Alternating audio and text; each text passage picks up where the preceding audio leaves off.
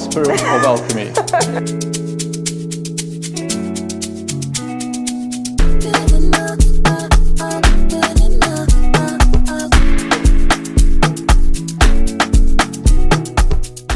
Good morning and welcome to the Spirit of Alchemy. We are all storytellers of new worlds, stories that shape our realities, the realities of those we engage with and or serve. The name of our show beautifully conveys transformation, creativity, and the turning of the ordinary into something extraordinary, whether in business, personal growth, or even art, like how simple ink becomes something magical. Today, our guest is Gareth Miller, a leading tattoo artist who founded the Circle of Ikigai tattoo studio here at WorkPods in Midrand. He's here to share how he chose his story into being, a story that honors his soul rather than his fears, one that steps beyond limiting definitions of who he was, the story of the life that he is actively writing and living. I'm Bobby Forsman, and this is my co-host, Rehema Isa. And welcome, Gareth. Hi, guys. Thank you for having me. Welcome. Well, I got to hear 2 minutes before we started that he's not just Gareth, he's pretty boy Gaz. Pretty boy Gaz. Tell us about that name. Where did it come from? Shucks. It was actually a while ago with a friend of mine. So I would say that we were a bit of the good-looking guys back in the day. So she just decided that instead of calling you guys like handsome guys or whatever, we'll just say you guys are pretty boys, you know? So it just stuck with me and it was like, yo, that would actually sound pretty cool, like to an audience out there or something catchy. So I was like, it's your boy, pretty boy Gaz. You're know the vibes, baby. You're owning it. What's in a name? So Bobby introduced you by saying that you've got this outfit called Circle of Ikigai. Where does that come from? Ikigai is not Setswana, Sizulu. It's not a South African word. It's not, no. Where does it come from and where does it originate from? But what is the significance and meaning for you? So Ikigai for me is basically like we were trying to find a way to, how can I say, give a one-word answer to people who were trying to find like what purpose meant to them. And we looked through like different African origins. Who's we? Well, myself and my partner then, you know. Okay. So we sat and we had a bit of brainstorming and we looked through a few things and we're like, man, like nothing actually speaks to the true essence of what we're trying to portray, like in one word, without putting like a bunch of things together. And we stumbled across basically the Japanese culture. And as you know, they're very strong with like their beliefs and, how can I say, not formality, but like spirituality and stuff like that. And I found there was actually a book called Ikigai, and I went down that rabbit hole and searched more into it. And I was like, yo, man, this actually speaks to me. And when we looked all around like the world and stuff, there was no one that actually was owning that or willing to tell that side of the story. So Ikigai just resonated with me on that level to show that my life has purpose, meaning with what I do, and the core values that I could add to society and stuff like that. So yeah, basically, Ikigai was just the one word that we could find that portrayed everything we were trying to portray in a single word. It sounds very zen. My life has purpose, right? And kind of feels like it's always had purpose. Has that always been the case? Where did this sense of purpose, direction, and clarity, even looking for a singular word to describe it? You ask me something, I'm going to give you 5 sentences just to get to the point that I'm making. Have you always been this clear? And No. where did that begin? So it was basically... I started tattooing in 2017, so I'm from Pretoria originally. My family is from KZN, so we moved back and forth between Johannesburg and Durban. And then moving back this side, I stopped studying. So I was studying arts in 2015. I matriculated 2014, 2015. I studied a bit of art, and then I got back to Joburg, tried to get the same course that I was doing this side, and I couldn't. And that's when my life basically lost purpose. So yeah, it was like waking up in the morning, not having anything to do, just chilling with the guys. And I was like, no, man, like there has to be a greater reasoning for myself. Yeah, so it basically stemmed from that, just waking up, seeing like guys in the community and stuff not doing anything. And I saw myself basically heading in the same direction. And I was like, How nah. old were you? I was basically between the age of 20 and 21. So I started tattooing when I was 21, 2017, after taking a bit of a gap year to find myself. And that's when I knew that, no, man, my life was lacking purpose and tattooing would ultimately give me another way within art to make means or to do something that didn't feel like I would draw a picture and it would get thrown away or something. So tattooing basically just added like more meaning to me, and it allowed me to keep my stories permanent, not like an artwork that could burn down in a house or get thrown away if if anything happened or stolen even. So, I mean, just in terms of going back to the Ikigai story, I mean, the Ikigai, from a Japanese sense, it's that which makes life worth living. Yeah. And it sits at that intersection of personal fulfillment and obviously social harmony. And the 4 elements to it are what you love, what you're good at, what you can get paid for, and what the world needs. Yeah. You've just framed out what you love, which is art, that I'm picking up, that art has been something that's sat with you for a while. But art is one thing. You mentioned getting paid for something you love. We'll get back to that. But it's the journey to get good at what you do. It is not a simple process. Talk us through that journey that you've gone through. We did share a bit with you yesterday, and where you've used your own body as your canvas, and it actually tells a story of your evolution from a novice tattoo artist into the professional that you are now. Just share that with us. So basically, also like to go back to what Rema said about purpose as well. It's like there's no formal training like in South Africa, like on tattooing and stuff like that. So upon like leaving the art and finding tattooing now, I then thought like, okay, how am I gonna learn this thing? Because there's no school that I could attend, or there's no person I could go to get like an apprenticeship, because when I started, it was still the old school way of doing things. So there wasn't as much information out here for us, like in South Africa. So everything was basically just like YouTube. I went onto YouTube, I started doing like a whole lot of research, and I bit the bullet, man. I got a tattoo machine with like the last money that I had is like 500 Rand, got it off of Gumtree. And literally that night, got the machine, got home, took out an orange, and I was like, yo, let me try this thing out. And it didn't satisfy me. Yo, guys. How does how did orange feel? Wait. Orangey. So you start off by studying art. Yes. So you actually start off with a formal kind of training. Yes. You quit art. Yes. And then that's when you came to Johannesburg. Yes. And that's the break year you're talking about. Yes. But then you consciously state that tattooing is art. Yes. And that's what you started with, that 500 Rand purchase from Gumtree. And with this form of art, you started with oranges. That's in a nutshell. That's okay. So that's the starting point, because basis, yeah. also I think what you mentioned is that there's so many artists that create art, and they have to do something spectacular, like die some spectacular death or something, for their art to become worth something. Yeah. But it's how do you commercialize that which you love, which is art. And tattooing was obviously the way forward for you, and that brought you to the orange. Yeah. Tattooing it. How did you move forward from there? I'm also, in my mind, I'm thinking, is that orange, is it embalmed somewhere? No, it's not. No. I actually threw it away. So basically, the purpose behind the orange was just to learn about needle depth. And then it didn't feel real enough. Like when you work with synthetics and stuff like that, it doesn't always work the same with human skin. Everyone's skin type is different. So I then bit the bullet again, and I was like, you know what, like, let's forget this orange. Like, I've got a leg.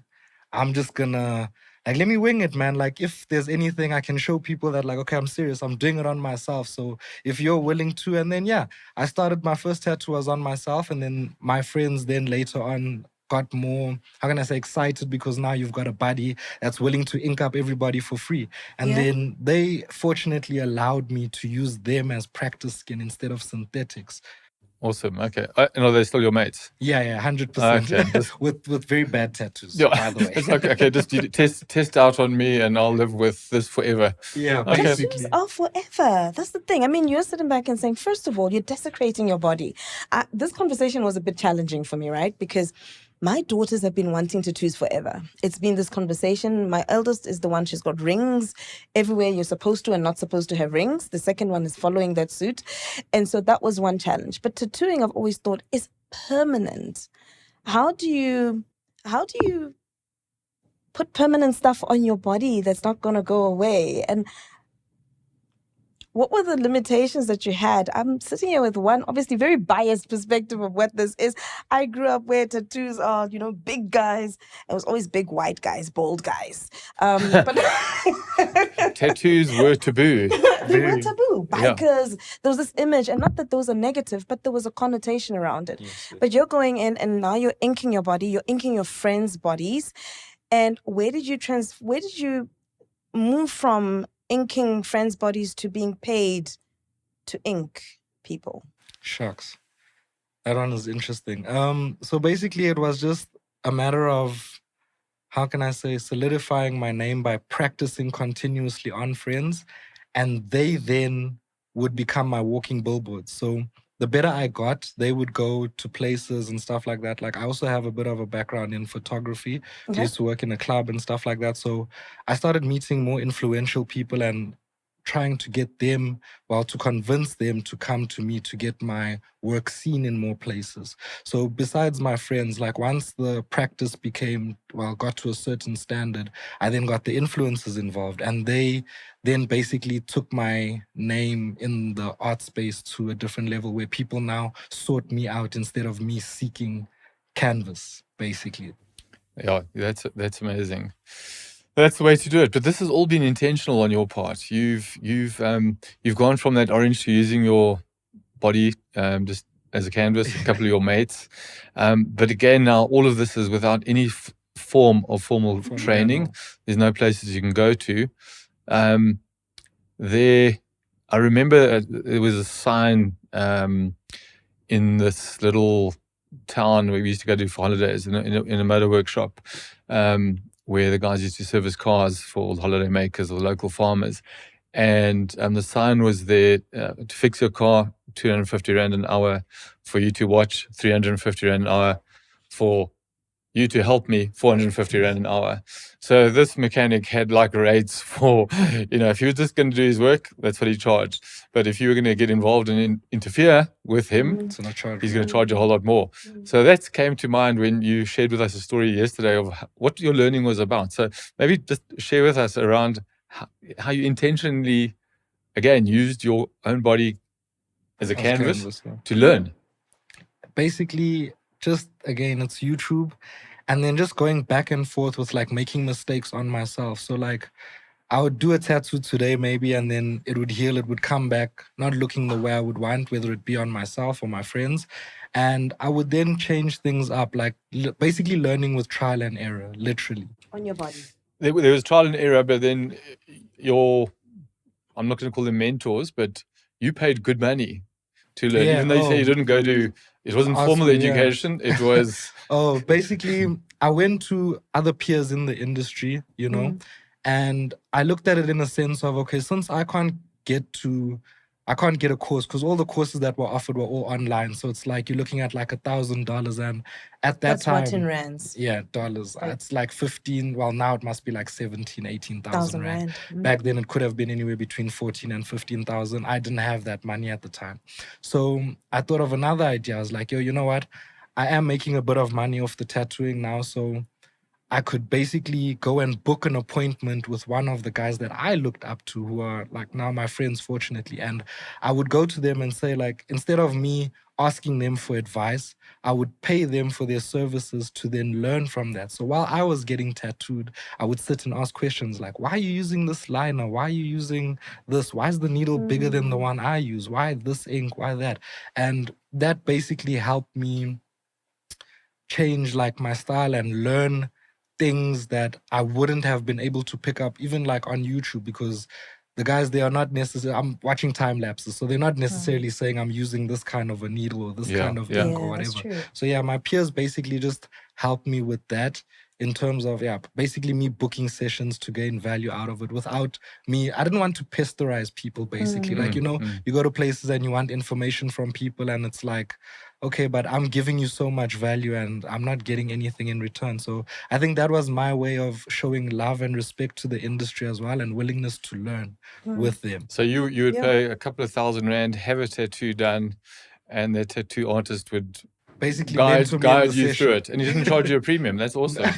It was I don't think they even realized that they were actually paying. Yeah. What they were What they were doing, selling yeah. was learning, and I think that's actually phenomenal, right? Because what you'd said earlier on is that you dropped out of school, and we've all got this notion of where schooling actually exists, right? But you sit back and said you didn't have purpose, you lost purpose.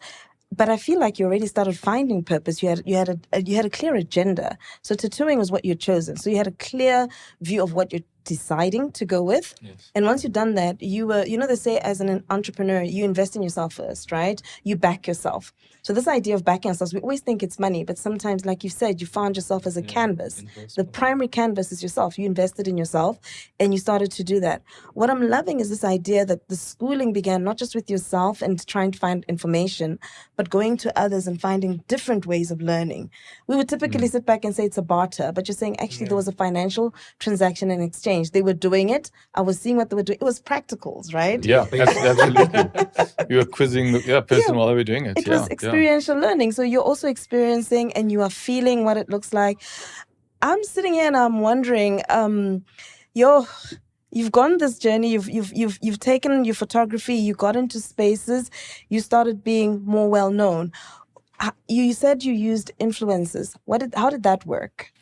Yeah, it's actually crazy. So there's a friend of mine at the time, okay, he's deceased now, rest in peace, my boy. But there's a guy by the name of Costa Titch, who at the time was not as big as he was like recently. Like he became a global superstar. And he was actually a close friend that I'd met at like one of the events. And I was like, yo, dude, like, I like what you're doing with the music and stuff. Like, would you think of giving like a young kid like myself a shot to actually do this? And that I think is actually one of my most iconic pieces because he got Believe tattooed on his throat.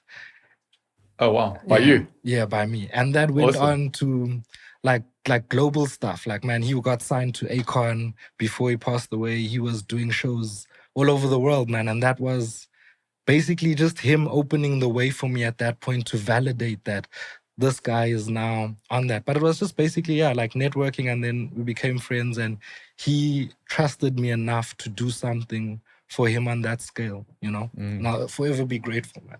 That's phenomenal. That's a powerful story. Again, for me, it goes back to him saying that I left art school because part of the thing was I didn't know where my art was going to end up, right? You said yesterday that your house could burn and that art is gone. Yeah. But the fact that people are walking around and each person is an asset, more or less. It's a walking canvas and is an advertisement. And to have it on people is so powerful because people also end up spreading it to their own networks, consciously, unconsciously, by fact that they're inked.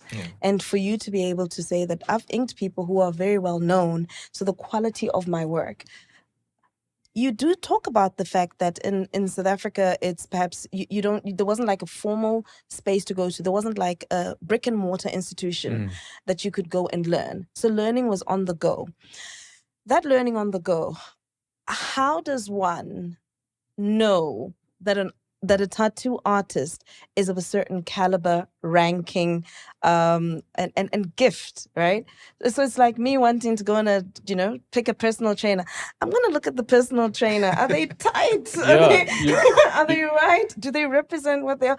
But for a tattoo artist, how do I go shopping for a tattoo artist? What am I looking for? Yeah, I just want to add to that because you said, was it Costa Titch? Yes. With a Believe tattoo, people were then able to trust you. And that talks to your question. It's an informal industry. It's unregulated. It's almost self-regulated amongst the two artists. And how do you get to that point where you are what's bad? You are trusted, that you're certified, and it's two-way, right? So one, absolutely. how do I know how to go to, and how do you sit back and say I'm good? So that basically it's not decisions that we make as artists, but they are. So because of the art background, like obviously we all know like everything stems from a basis point. So I used art as my basis point, so we could basically differentiate between what's right and wrong, like on paper. And then basically it would just then translate to skin. So how you would see someone do a portrait, like, I mean, if, you know, you guys have kids, right? If a toddler had to draw an image right now, a portrait of any one of us right now, would you trust for someone to get it done? Would you think the portrait would match your actual like look, or I don't know how to say, likeness? Yeah, it wouldn't. The toddler doesn't have that It skill wouldn't, basis. but we are forced as parents to frame them and put them up. Yeah. So basically it would be the same principle with tattooing as well. Like there's a lot of technicalities that go into it. So like how deep you go into the skin and stuff like that. So artists would then, well, amongst ourselves, we would look at it like that and say, how would a tattoo look like or I could say the likeness, like to compare towards like a picture, like in fine art, we call it still life. So if we have like this cactus, for example, you draw this cactus, you'd be able to identify whether the cactus looks like a cactus or not, depending on who drew it and their skill set. So with the training and stuff, like obviously like you said, it's not regulated. So we basically gained clarity from our peers, or like we call them OGs, you know, like the guys that are further on in our careers. So they would see how our work was progressing, and they would then say like, or they would give recognition in terms like from social media, likes, comments, like, yo man, we see you doing your thing. That would basically be like the stamp of approval for any artist. So through peer review, yes. You elevate your status within the industry, within the community, the artist or the tattooist community, but then also in the public's eyes. And then that would then make the client trust, because it's like, oh, okay, you associated with so-and-so, or you know so-and-so, or I saw you did a tattoo on Costa Titch, or I saw you did a tattoo on George Libisi, you know, her Cut the Lights. Those are like a few names that we've worked on, and they are, again, prominent figures in these spaces. So they would then again validate that, okay, this guy's work is on that caliber, you know, because you do get your guys in the hood and stuff that are still doing tattoos at 50 Rand a letter, but those are people who are basically just price hunting, but it's not so are there sort of within the peer community, are there sort of categories that you have, like a ladder that you would be climbing up, like you level 1, 2, 3, 4 up to level 5, or does it go up to level 10? And where do you how does the public know where you're sitting in that scale? Shucks. I think it would just be based off of comparison then, because like I'm saying, we'd look at like our OGs, or like the guys that were further ahead in their careers than us, and we would basically try to, I don't want to say mimic, or like try and do what they're doing in that sense and do that comparison. So it was literally just that, man, just seeing how they would carry things out, and if we were meeting it on their standard, or even just to get a little bit close to their standard. And then again, from validation from them, it would be like, yo man, like I see you trying, like you've progressed from when you started out to doing like messed up names or the messed up tattoos I have, to like I've got cabbages on my leg. Well, actually roses, but they look like cabbages. And he's hidden them today, so we can't even show people. I wanted to show people what he's calling cabbages, which I would call is fine art. So to me, I mean, what's really coming out for me, and it's like a lot of respect to you for it, is that I'm just in the story that you've written for yourself from your from leaving school to where you are now. You have been that person that has brought out the best in you. It hasn't been somebody outside there. You've identified that you love art. You've identified that you need to become really good at it. And you've taken the necessary steps. You've invested the money, the time, your body, the industry, the peers. You've built that all up. You've built up your client base. So that's all. You've been driving that. But you've done that within a household growing up as the child of a parents. And you kicked off by saying, you know, you're desecrating your body. What was your family environment around? Was tattoos, whether cool tattoos are cool, we got your back. Yeah. Just talk us through that I'm evolution. looking at an African woman and I'm thinking, No okay, ways. yeah, like I'm thinking, you look like the age that would be my child's age. So I'm like, Yeah. I'm that woman who was like, and I told my kids, no, it was no 18, no 21, no, never. When you move out.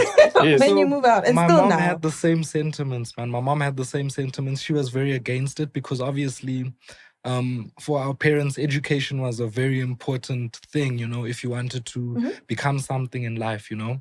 So my mom was actually super, super against it, man. Like I reached out to her in the beginning to say, like, Ish, you know, ma, the art thing like is not working out. Like it doesn't seem like I'm gonna be making money soon. And my peers around me, like my friends, were now living their lives and moving out, getting cars, and I'm like, shucks, like I need money, dude. And where were you? You at home? I was at home, man. Were they getting white appliances, dishwashers, Yeah, they were washing getting machines? the Oh, lovely. Smeg Yeah, toasters.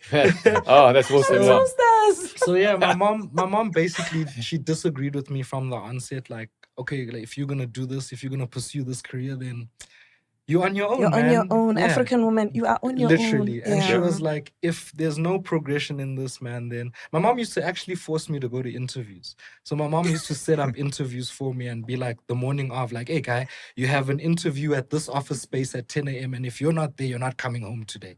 It's like, shucks. Okay. So There we go. went through Crack the that. whip. Yeah, Yeah. basically. And even through that, I was still obviously pursuing the tattooing. And then I had to basically prove to her that this was a occupation that could make me money or it could make a better life, not only for myself, but for her. And her turning point was actually she saw my work get better and her friends would then, how can I say, like tell her like, yo, like we see your son's work, like it's pretty good. And she then went on a pilgrimage in, like she did it's Jerusalem, right? They did a pilgrimage where they walked the path of like Jesus and stuff like that.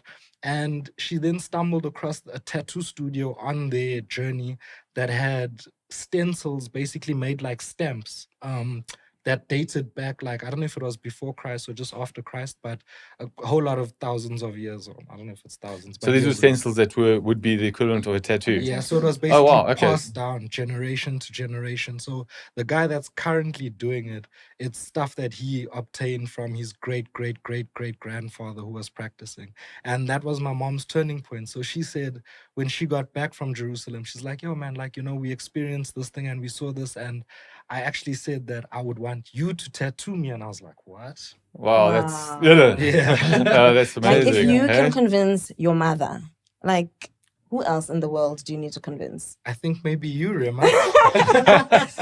Well, I think for me, really, it's such a big leap from this is taboo, this doesn't make sense. And I think that part of it is research, right? As a parent, as an adult, or somebody who's fearful of something that they don't know, taking the time to learn more about it. And I think that Debbie sent me one of the things that you sent recently around how tattooing is actually time immemorial. I remember when I started going to work and I was telling them that my first profession was accounting and I had dreadlocks and it was taboo. And it was such a big deal that you're going to work with dreadlocks, and society has this perception of what's acceptable and what's not. And I recall then also getting things like nose rings and belly rings, and people are thinking, why are you doing that? And I would argue that my grandmother actually has always had a nose ring, and she's from the early 1900s. And so starting to appreciate that some of these things that we say are taboo or they don't make sense, it's a lack of our own understanding. That's true. That's actually powerful. Sorry, but you see in that essence, like what you're saying, if we look at a whole lot of indigenous tribes, like not just in Africa, all over the world, you realize that beautification and scarification was happening like way before we even had tattoo machines. So if you look at like Nigerian culture and stuff, they practice something. I know in Xhosa culture they also do it where they cut. Yes. So that would be body modification. It's just that we have now, how can I say, bettered the tools as time has advanced, and it's not as gruesome as it was before. So yeah, I just think in Africa we do have a bit like a lack of knowledge on a whole lot of history, like where this thing actually derives from and comes from. And that's also one of like my missions, to teach Africans that this is not it's not Western culture as we would say, you know. This thing has been dated back like to our I predecessors. mean, if you're just talking about your mom's experience, that tattoo stamp or whatever it was, dating back centuries and centuries and centuries. You look at the Maoris as well. I mean, just the inking that they do, that's been around forever. And I suppose it's that awareness that tattoos aren't a form of desecration. It's a form of making a statement either for your friends, your peers, for the outside world, but probably more importantly for yourself as something that's really special for you that brings you to some form of grounding. And I think, just from a tattoo point of view, your mom being on a spiritual journey, a pilgrimage in Jerusalem, and I'm assuming you grew up in a very religious Christian household, and her seeing a tattoo artist there, and she can be tattooed by somebody who's got the stamp that dates back generations, but then choosing to say, hey, my pretty boy at home, he's the one. I've heard from my friends that he's good. I've heard, I've seen what he's doing is good. I'm getting that feedback. And now that sudden dawning that this is not something new. This goes back in Christianity. And that landed with her. And suddenly she came back and she had a tattoo with you. That's powerful. That's absolutely phenomenal. How did that make you feel? I think I cried that night. Literally. Yeah. Because I was like, to go from fighting with your parent on a daily basis to acceptance is it's huge. What tattoo did she have? She actually got Jesus in Hebrew, so Yeshua. Okay. Yeah, so she just got it done on her wrist. Sure. So that had a special meaning for her. Yeah. So what would be a special meaning for you? What would you have done if you were to have a tattoo? I've been looking at tattoos for a long time. So I think there's 3 symbols that are important for me. One is the baobab tree, because it's always, first of all, it's, I think, indigenous and native to Tanzania, for historical reasons. And it represents replenishment. The whole tree can be used for shelter, for food. The second one would be the semicolon. And the semicolon for me is just an acknowledgement that conversations around being alive and humanity and how it exists. And I know there's words like depression and suicide associated with it, but I think for me it's about living and embracing life in a continuation, and just the fact that a semicolon tells you there's more coming. So it's almost like, does it imply a pause? Yeah. Semicolon. Yeah. It's boom, pause, breathe, and there's more to follow. There's more to follow. It's identifying that little gap. Okay. And then finally, I'm known as sunshine. And so I'd want something that symbolizes that. So I think something that's very intrinsically and selfishly about my identity, but I think symbolically, it would be for my daughters to say, I accept. Like, I don't always have the answers. I don't always, and I think that I'm very open-minded, but in the spaces where I'm still to learn to be a bit more open-minded, it's an acceptance that, why not? Do you? That is beautiful. So all those ingredients need to be incorporated into a design. Yes. And now I think to our viewers, we are going to have a live tattooing session here. Rahima, who is about to desecrate her body, having now finally accepted and acknowledged that tattoos are not something that are new and faddy and tramp stampy, but they are very symbolic and historic. So do you want to just talk us through the generation of your tattoo? Maybe just so you talk us talk through about it. Stencils, right? So stencils. So take us through the process, because I've already got a stencil marking and I've been shaking since we started this session. So that was done just before we started, so it would dry. Yeah. So basically, the stencil process is just to give us it's a map for me to use to ensure that what I'm putting on the skin is also very much accurate, instead of freehanding like a toddler. But it's just basically a stencil solution that we use just to stick this little bit of film. It's just ink, basically purple ink that we use. And that's just about it, man. There's nothing. Can we look at the design? Can you just maybe show that and turn it so the camera can see it? I don't know how to show it to the camera so they can see it, but I think they'll be able to see you're it. fine. They're good. They can see it.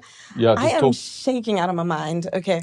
Mm-hmm. So what have we got there? There's That's So the you can talk baobab. through. Okay, so basically what I've done with what Rema said about the sun, the baobab, and the semicolon, we basically incorporated the sun into this part. So like how you would have a sunrise or a sunset, so behind like a silhouette type of thing, where we use just the circular motion here. And then we had beautiful. Yeah. the baobab inside, which also you see grounded in. And then we just added the semicolon for a nice little touch there, you know? Wow, Make that's, it unique to you. One of one. that addresses. You see, so now this is your artwork for you Mhm. to remind you of, or to ground you with It these is. things. It is. So it's not for the public; it's for yourself. It's- And I think that's what a lot of. I think that's where the deeper part in having a tattoo comes from, where it's a permanent artwork that is for you. It's not an ego Yeah. driven true. thing. I want to look flashy, or Yeah. we touched on the different types of stamps that used to be outdated, which are no longer. But that's a piece of artwork now that's going to go with you now for the next couple of decades. It's And that's forever. awesome. It's forever.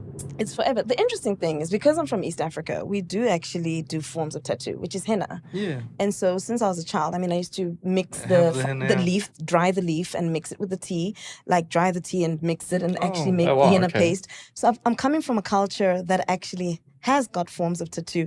And so it also allows me to just reflect on the hypocrisy because one, And your own hypocrisy. Yeah, no, that's the part of the hypocrisy, learning. yeah. And I think it's just living multiple, switching cultures and contexts and adopting ways of being and existing and forgetting your grounding and saying, it's just another form. It's basically a henna. And if every time I was on holiday, I would renew the henna all the yeah. time because I loved the ink on my skin. Wow, So okay. it's just another extension of that. I'm still scared because So it's permanent. I think it's beautiful. I think the story behind it is beautiful. I think let's Let me let you do let your art. You our guys wanna get tattoo into it? artist Yeah. get going with his work, and At least with let's henna, watch it. like the henna was semi-permanent. This is permanent though, but like I like what you're saying about like the Do whole. I need earplugs for the noise, for the screaming? Ah, Do we have no. an ambulance on The scream. standby? Okay, I do scream. Oh my I'm a goodness. screamer. Okay. Earplugs.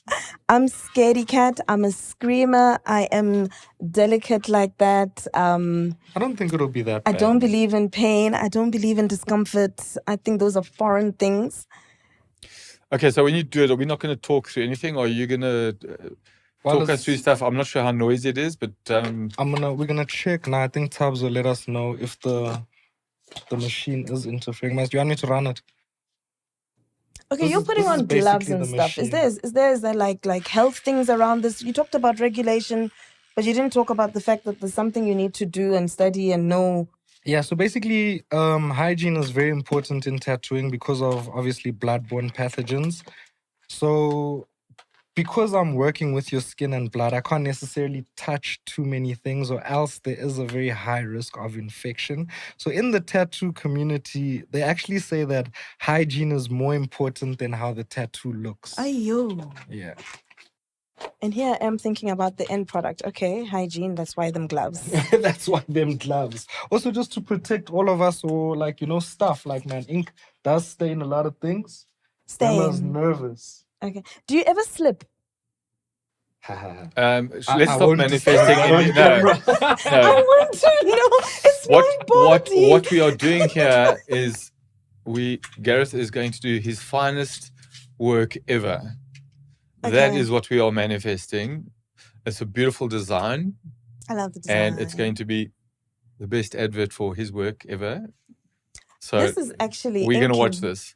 It's inking a bit of you into me because even though I came up with the elements, you actually found the inspiration for this design. So I've never thought that ink a man on my body. So there we go. The man's name on my body. So this is Indelibly- interesting. You're going to indelibly be stamped. indelibly linked to this tattoo. We are. Okay, are you ready? The only thing I ask is don't move. That's the most Then you should be important rule. strapping me down. Okay, all right. I've had children. What could be harder than that? I've actually heard people say it's worse than birth. What? You didn't say that to me. I never gave childbirth naturally, so I'm that girl you need to medicate for these things. Are you ready? Father God, I'm Just actually remember, praying. don't move, nah? Oh, blessed Jesus.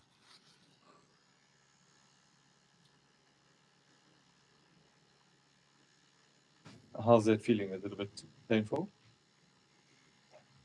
It is. It's like waxing. Okay, I won't say waxing wear, but waxing. You're not allowed to move and Gareth's not allowed to laugh. It's like waxing. Well, I hope that's fun. It's not like, well, I wouldn't say it's like waxing. Do you I think wax? it does hurt, but I've never waxed. Okay. I've actually had my what is it? My eyebrows tweezed. Very eyebrows getting tweezed is more painful than getting tattooed, actually, in my personal opinion. Yeah. 100%. Oh, flip. We actually can't stop now. Eh? And then you can't. Well, you have a very funny Y shape on your arm. Okay, no, it's not like waxing. It's worse. Yeah, that's why I said, like, if you Looking had to good. tweeze your eyebrows or something like that. That's looking good. Okay, so just talk us through, does Rahima moisturize her skin well enough? Does she need to put, Your skin is actually taking the ink very well. does that mean it's dry or moisturized? It means it's moisturized. Oh, well enough, done. not Well overly done. moisturized. Well, no, I'm just wanting to know what kind of skin you need. Gareth was saying you've got all different skins that you work on, yeah? Yeah, everyone's skin basically this looks better differs. than the orange, I would imagine. 100%. Yeah. And the skin was also taking it better than the orange, if I'm being honest. Orange is probably a bit quieter, to be honest. Eh? True. TBH. I'll let you guys keep talking because this is daunting, hey? And on a scale of 1 to 10, what would you say the pain is like? It's more of a discomfort. It is like a tugging. Yeah, it feels like you want to pull your arm away, but you can't. Yeah, it's more of an irritation than anything. Yeah. All right, so Rahima, just talk us through. Did you share this with your daughters that you were having a tattoo today? I did. And what was their response? The initial response is, I can't believe you're getting this before me. And Okay. there's been radio silence. So I'm not quite sure what that means. They didn't negotiate with you that, Mom, if you're getting a tattoo, you're going to sponsor tattoos for us. Why'd you bring in the sponsor part? Because that's what daughters do. We encourage our daughters to fund their own interests. No, but if they are allowing you to have a tattoo, I have then been there's the a problem. negotiation. I have been the problem. I'm having the tattoo, and that's giving them permission to do what they will with their bodies. Yes. So would you allow them to come get a full sleeve? Full sleeve, now that's pushing it. But now Mama's being a hypocrite. You know, it is so hard actually to voice the things that you believe in, and then to have them come back because there's scales to it, right? Yeah, so I'm now sitting back and I'm saying, okay, I'm allowing it. Then I'm saying I'm allowing it small. Then I'm Yeah. already recognizing that maybe I have more than one, you know? And now you're saying a full sleeve, and I'm just sitting back and I'm thinking about, where does it stop? It's really challenging me in terms of, what am I accepting? What am I saying yes to the minute I say yes? You know what's also crazy? How I would explain it to people, it's like, you know, when you go out and you buy a new pair of shoes or like clothing or whatever, like when you get something new, like you're super excited about it. Yeah. So the tattooing process is the same. Like you get so excited to do something, and then you get so used to living with it that you don't actually notice it anymore. Yeah. So it becomes, that's why people say it becomes addictive. It's more like, oh, this tattoo looks lonely, man. I think I saw something cool. We need something additional. But what's interesting, just a point that you raised, is that, you know, how you have to start changing your mindset, or how you think about one little tattoo that's kind of acceptable, but does an entire full sleeve, is that acceptable? Is that acceptable? And then let's just take this conversation a bit bigger, just in terms of collective consciousness around what have been values or standards and things that people subscribe to, and how that evolves and how that changes. Yeah. So one of the things my daughter shared with us at one stage was it was almost like a bumper sticker that said, "Thank goodness all the people who think tattoos are taboo are soon to be retired or dead." Because Sounds like my daughter would say that. yeah, too. so that is how, I mean, how life and thinking changes. And you have to, you know, if you start moving with the times and you start seeing how society is changing and how things that were taboo are now becoming more acceptable. And just talking about tattoos, that you dive into the history of humanity, Yeah. and tattoos were around, and the notion of them changed, and now it's sort of not coming back into flavor. It's been around forever. Yeah. But there's a whole lot more to that than just, that concept of tattoos. How are you going to think forward now in terms of full sleeve tattoos? How do you have I to don't change know. that narrative? I absolutely don't know. But I think that there's always going to be a permanent reminder for me, even through this conversation and what we're doing in this conversation, by having the tattoo while we're having the conversation. This is also going to be a reminder for me, or it's going to make me ask the question, what am I saying no to? Why? And to just inquire what my rationale is, what's driving that, whether it's a fear, whether it's a lack of knowledge, whether it's a lack of insight, or it's just a preference. And it doesn't mean that I'm always going to say yes, but I think I'm going to temper my no's with inquiry, with curiosity. And I think coming from that place, because I think there's a lot more that I've bedded down as this is what it looks like, this is what it feels like, that hasn't allowed me to explore what if it's not that? But it's been bedded down through conditioning. Absolutely. And absolutely. now and conditioning, unfortunately, plays a huge role in how we judge the world and how it shows up for us. And how we judge others. Now, my question to you, I want you to get the exact point. So many people walk around, they see somebody with tattoos, and they say, oh, tramp stamp, or look at that, that looks so gross. And you immediately judge and put that person in a box, you label them. So you are one of those people now. So never again are you going to be able to look at a full body tattoo person, even if they've got tattoos over the entire head, and judge them for their tattoos. Absolutely. You're one of us now. You one of within. inner circle. You understand? And I think we're constantly entering circles, right? We're constantly joining spaces, consciously and unconsciously. And I think this is, for me, is what am I consciously joining? Right? What am I consciously subscribing to? And what are you letting go of as well? And what am I letting go of as well? Yeah. And I don't think I fully know what I'm letting go of here. So there's, I talk about, and we choose what we're letting go of. But we talk. I'm going through a divorce. It's almost over. It's perhaps even letting go of that. I don't think it's singular things in your life that you're embracing. I think it's a multitude, and I think that comes back down to art and how we appreciate art and where art exists. And this is a combination of the artist, but also the person who purchases the art. I'm not buying this or getting this on my body because I want it. I'm also conscious of who's putting it here. Yes. Whose work am I willing to walk around and say proudly, showcase and say, look at that. Yes. And this is the artist, and this is what they do. And I think there's a sense of community in that coexistence and that ability to, We're almost done, dude, to showcase. Hold on. Why does it hurt differently? And the surface area is not that diverse. So actually, you know what's crazy? People think that tattoos hurt based off of, bone does affect it, but it's basically based off of your nerve ending. So it would be more painful here just because of the mere fact that your finger nerves are connecting here at this point and then feeding into the rest of your arm. So the pain will differentiate from how low we are, how high we go, but basically all parts of the body hurt differently. There's no some might hurt less than others, some might not hurt at all, and some might feel like you're giving birth. One of the two or three. Okay. But we're almost done. So what you're just saying about it represents a whole variety of things, having that. The fact that it is the artist who you've chosen, there's a symbolism behind the artwork itself, in terms of, you letting go of various things. But to me, you're part of the inner community now. You are in the community of people who have got tattoos.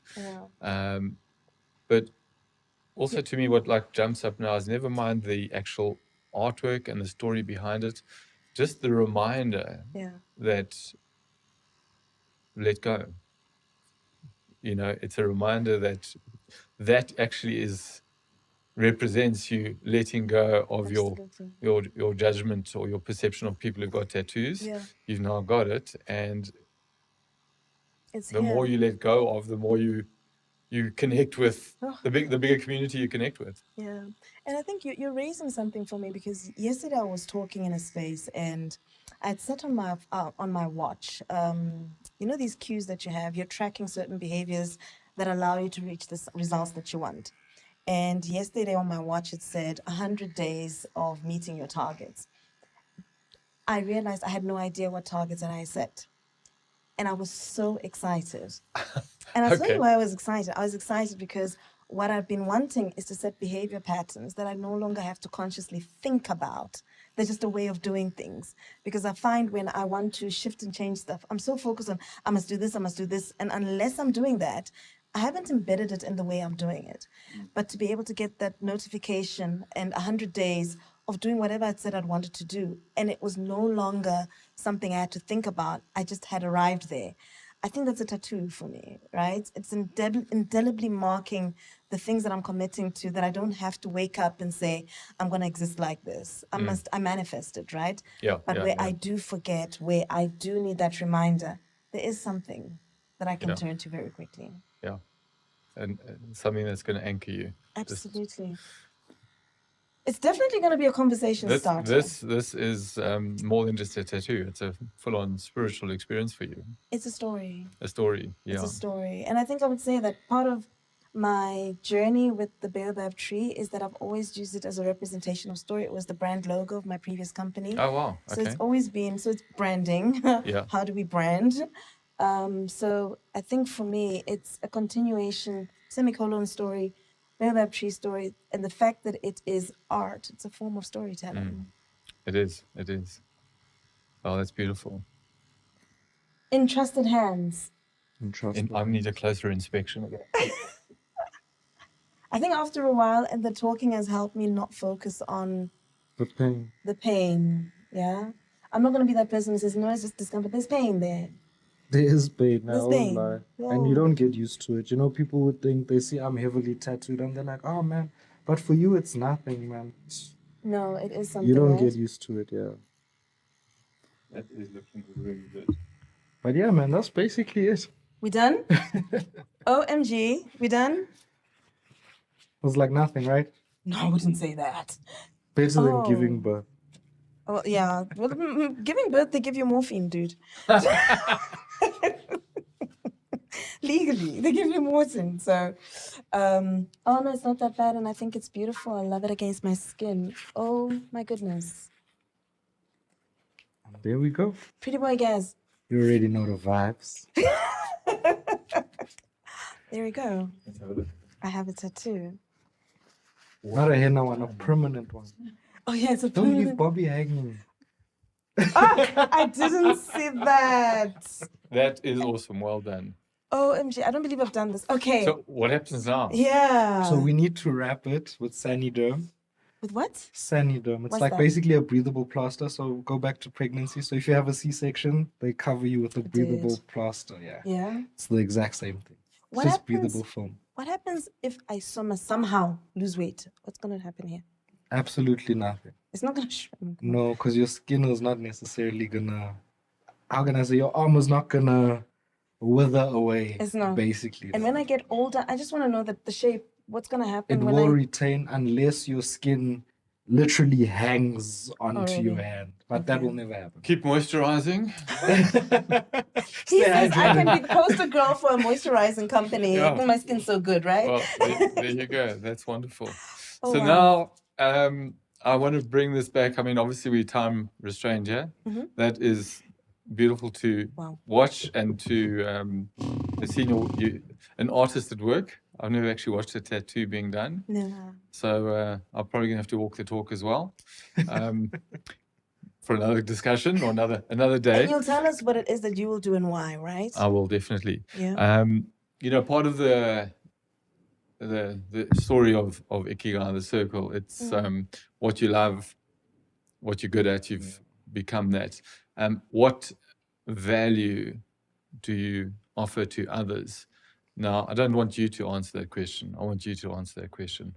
What value has Gareth just added to you? I think one is, I always say that there's beauty in feedback in the world, and we don't get enough of it.